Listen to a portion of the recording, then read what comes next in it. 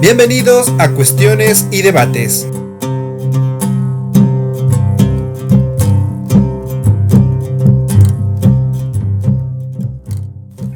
Hola con todos ustedes, sean bienvenidos a Cuestiones y Debates, un podcast dedicado a fomentar el debate ante temas de suma importancia. En esta ocasión vamos a hablar sobre el derecho de la naturaleza desde el documental traducido al español Los derechos de la naturaleza, un movimiento global. Junto a mí estarán tres personas. Bienvenida seas María Romero, bienvenida seas Paula Merizaldes, bienvenido seas Roberto Carlos Hidalgo. Quien les habla, Brian Romero. Y la primera pregunta es, ¿la tierra es propiedad? ¿Tiende a ser propiedad? ¿Qué opinan ustedes? Bueno, Brian, muchas gracias por la invitación. Yo pensaría que en el paradigma actual en el que nos encontramos, pues la naturaleza es vista como un objeto, entonces por lo tanto está vista como propiedad. Sin embargo, según también se vio en el documental, no debería ser tomada así, porque la tierra es su propia dueña, más bien nosotros estamos en la tierra ocupando su espacio y deberíamos como que aprender a convivir con ella y respetar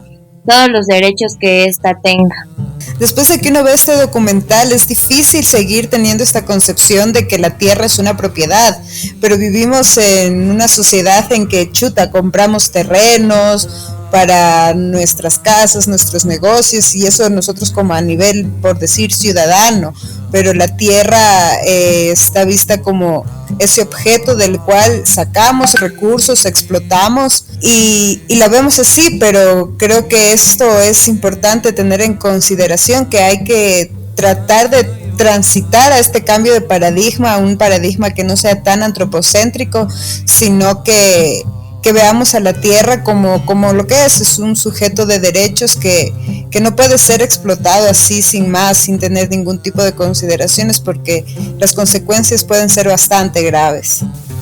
Bueno, igual como todos dicen, nosotros estamos viviendo dentro de la naturaleza y básicamente estamos poniendo como seres humanos nuestros intereses sobre los derechos que tiene la naturaleza, porque ciertamente nos estamos y vivimos gracias a ella, entonces deberíamos también tener un poquito más de conciencia y ver la forma en la que podamos convivir de una manera muy equitativa, en donde no abusemos de la naturaleza, para que esta naturaleza igual nos siga brindando todos estos beneficios que nosotros tenemos día con día, como es igual el agua, comida, etcétera. Entonces sí es súper importante que respetemos eso. Precisamente como lo menciona cada uno de ustedes, estamos regidos bajo lo que es el paradigma antropocéntrico, el cual centra toda la atención en el ser humano, dejando de lado nuestra relación con la naturaleza. Así se han fomentado prácticas y costumbres, de hecho órdenes sociales, como menciona María, desde comprar una propiedad, lo cual ha incrementado esta problemática. Y sin duda es necesario ponernos a pensar, a generar conciencia de todos los recursos que la naturaleza nos ha otorgado, y por los cuales, no por el hecho de que podamos usarlos, somos totalmente los propietarios. Preguntémonos de quiénes son realmente los recursos. Bueno, continuando, les propongo una frase para que reflexionemos. Esta es de Aldo Leopold, la cual dice: la conservación es un estado de armonía entre los seres humanos y la tierra. ¿Qué opinan ustedes? Como decías, Brian, y como dice la frase, es un estado armónico, y igual lo mencioné hace un poquito al inicio, en donde tenemos que convivir equitativamente, porque nosotros necesitamos de la naturaleza para vivir, pero tenemos esta mala costumbre de hacer un uso desmedido de todos los recursos que la naturaleza nos provee, y eso está súper mal por el hecho de que en algún punto estos recursos se van a acabar y nosotros no vamos a tener con qué subsistir diariamente. Entonces mantener este equilibrio y esta armonía es súper importante.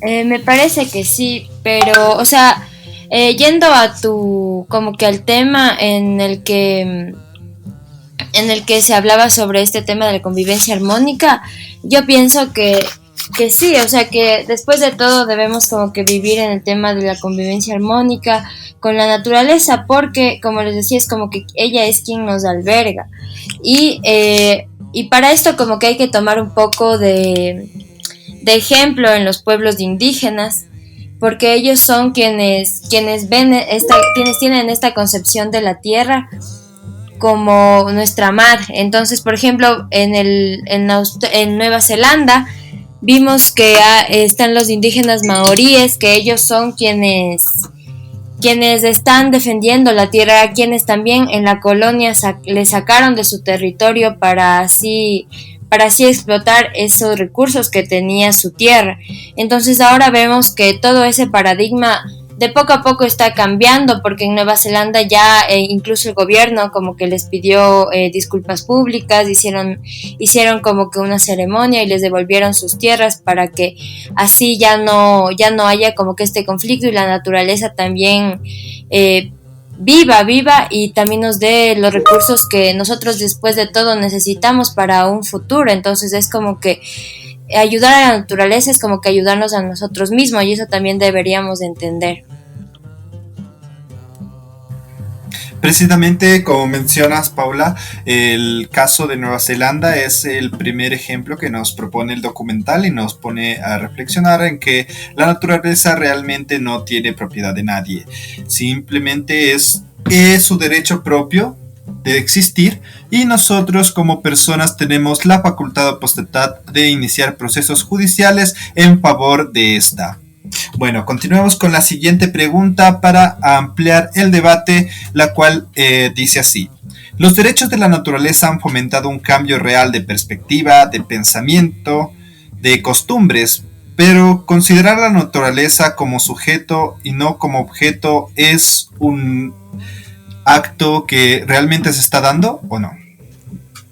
Estos derechos de la naturaleza sí vienen a tener un giro inesperado en todo esto de la conservación, porque como decimos, hacemos un uso desmedido y esto se va a acabar. Entonces, cuando nosotros le damos a la naturaleza derechos que se pueda defender, básicamente es para que se defienda. Entonces eso ayuda a su conservación, porque un ejemplo que estaba en el documental es el gran río Salado que se encuentra en Utah, que tiene ciertamente poco afluente de agua. Entonces no está contando con el derecho al agua este lago, porque todos los afluentes que iban directo a este lago ahora se van para la ciudad de Utah, que se encuentra en crecimiento, que igual se estima que con el paso del tiempo, mientras la población va creciendo y con esto de los cambios climáticos que existe, al gran lago salado ya no le va a llegar ni siquiera un poco de afluyente de agua. Entonces se está perdiendo ese derecho del lago, que le pone en riesgo de desaparecer. Entonces, si nosotros o si se sigue peleando por darle derecho a este lago, se puede conservar, porque incluso el turismo se ve afectado aquí, ya que para que pueda existir turismo en este gran lago se necesita que haya un nivel alto de agua en el lago, si no eso se queda estático. Y del turismo también tenemos que tener en cuenta que sobreviven muchas personas, entonces hay pérdida por todos lados, así que darle derechos a la naturaleza es súper importante para evitar este tipo de cosas.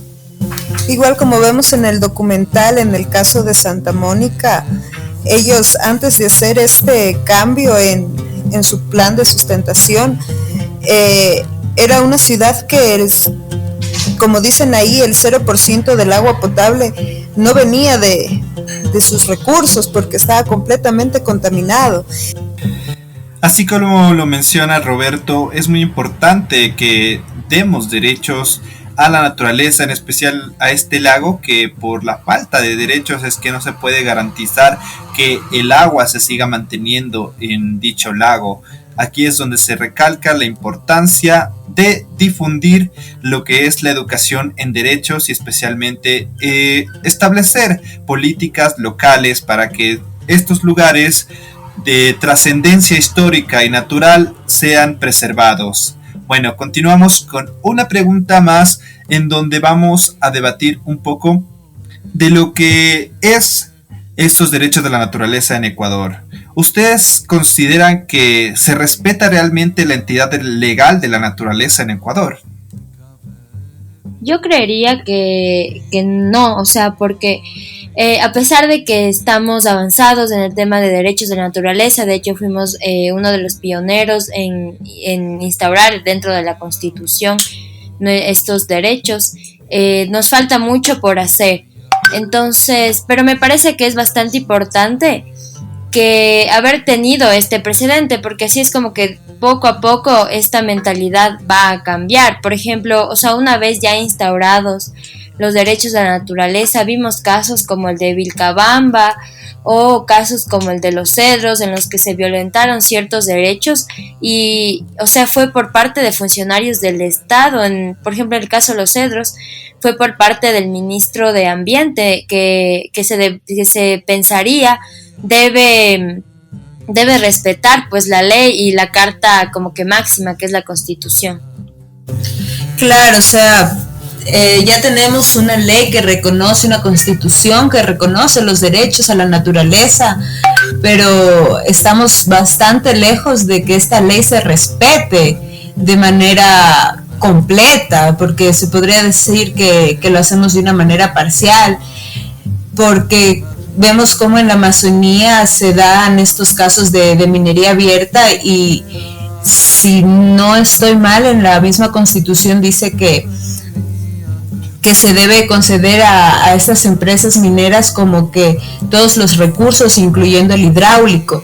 Entonces, eso implica que va a haber una afectación a los ríos de la zona. Entonces, ahí estamos atentando contra la Constitución. Entonces, como bien ya dijeron, ya hay una ley, esto es un gran paso, hemos sido pioneros a nivel mundial con esta Constitución que reconoce derechos, pero todavía el camino a transitar es bastante largo para que esto se cumpla y se respete y empiece a ser vista la naturaleza como lo declara la Constitución, como un sujeto que tiene derechos.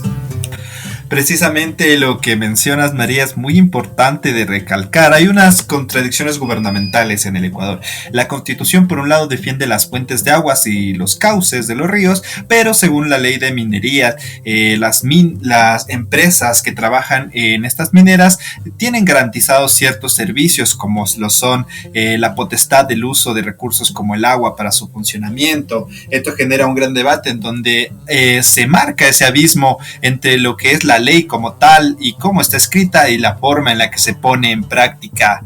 Bueno, entonces les pregunto a ustedes, ¿consideran que, bueno, son dos preguntas, ¿consideran que el aumento de la población genera problemas ambientales? Y también la otra pregunta es, ¿consideran si Ecuador puede desarrollar áreas urbanas sustentables y ecocéntricas? Bueno, verás, esto de que Ecuador pueda lograrlo es súper complicado porque sí, Ecuador fue uno de los primeros países que tuvo, que dio derechos a la naturaleza, pero igual en el documental mencionaban esto, que no se le dio un 100%, que se siguió abusando de la naturaleza, que siguió varios casos de irregularidades y las cosas no son así. Entonces, para que Ecuador pueda tener algo regulado o que se pueda sustentar, deben primero tener estas leyes súper bien establecidas, porque si no, no hay para dónde ir ni para dónde dirigirte. Exactamente, muchas gracias María, Roberto, Paula por intervenir en este podcast. Hemos hablado un poquito ya, quizás a profundidad de ciertos casos sobre los derechos de la naturaleza. Aún más hay mucho más por cuestionarnos, aún hay que trabajar mucho desde la parte interna, desde la parte local, incluso con perspectiva hacia un cambio nacional, para que estos derechos se hagan tangibles y que la gente se anime a formar parte de esta defensoría legal para que los ríos, los bosques y todas las áreas naturales puedan llegar a ser consideradas entes legales con protección, respetando su historia y respetando todo lo que converge, disfrutar de estos sitios únicos. Con esto nos despedimos, gracias por escucharnos, espero que les haya gustado. Si quieren observar el documental completo, lo pueden encontrar en YouTube con el título Los derechos de la naturaleza, un movimiento global. Me despido, Brian Romero, mucho gusto, hasta la próxima.